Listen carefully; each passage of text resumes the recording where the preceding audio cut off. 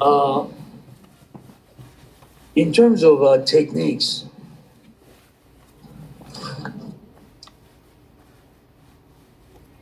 uh, there are just so many types of punches that you can throw. There are not 1,000. Kick, same thing.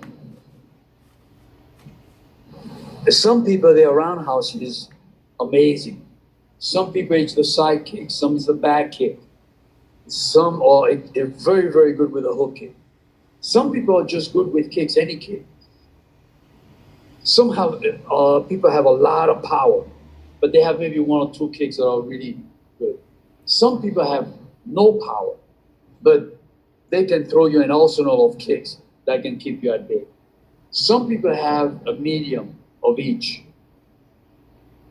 And some people, regardless of the kick they throw, it's explosive, it's dynamic, it's good.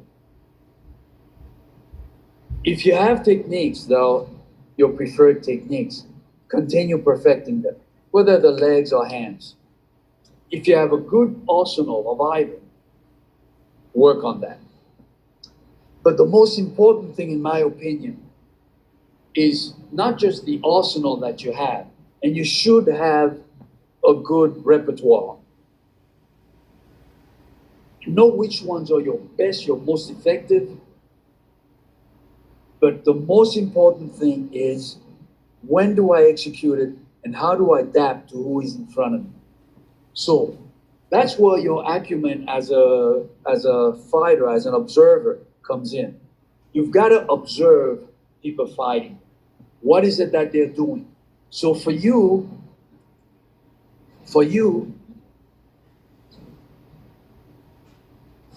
a fighter who's here, I don't know if you saw my foot movement. A fighter who's here,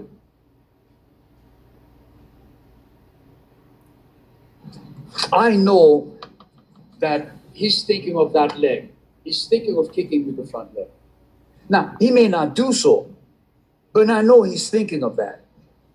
So if I know he's thinking of that, then every time he lifts his foot up, then I know he's not going to lift his foot up and now throw a punch. He may try to jump in, but he's not going to come here and throw the right hand. That's not going to happen, because he's got to put his foot down to switch over. So if he's here, I have options in front of me, but I also have to take into consideration the height of his leg. That is, if he's got very long feet, legs, how am I going to get in? Because by the time I'm moving in, he can ease that fraction of an inch, like half an inch of a difference between the length of his leg and my moving in. That's the distance between him and picking his foot up.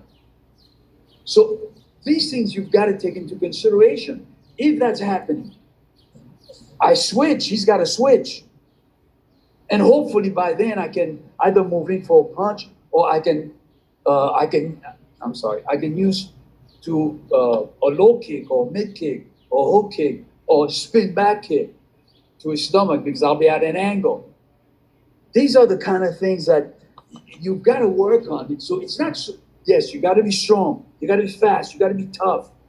And on a one-on-one, yeah, it's even. But what's going to make the difference is not that you're here hating the guy and the guy's hating you. What really makes the difference, and the fighters that last, that's not what they do. They escape, they evade getting hit. Then their counter becomes devastating. The key to Muhammad Ali's success was that he started getting hit. What happened? Started slowing down, started having all kinds of other issues. What makes Floyd Mayweather so amazing? And you can't appreciate this guy until you see him live. Seeing him live and on TV are two different things altogether. If you see him It is a fraction, a millimeter of an inch by which the punches are escaping him, by which he's escaping the punches. It's not a huge one, it's a fraction. While everybody's thinking he's getting hit, if you look up close, they're all rolling off, they're all being missed. It's that ability to, how do I move when that person's striking? How do I displace myself? How do I allow, even if I'm getting hit here, if I'm getting hit here, if I move just a bit, that power is deflected. If I'm getting hit here, I move just a bit in, that power is deflected. But if I stay where that guy knows I'm most vulnerable and he's going to hit me, I'm getting his maximum power. That's what's happening.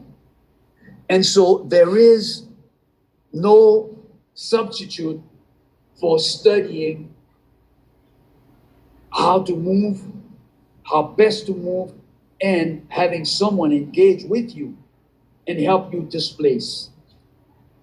You don't have someone, then use the mirror as a guide, as a help. But try to be very smooth and natural in your movement so that if a technique comes, it's really very natural. It's not a forced movement. So that's my take for the day. That's my philosophy for the day. We're going to continue with kata. So.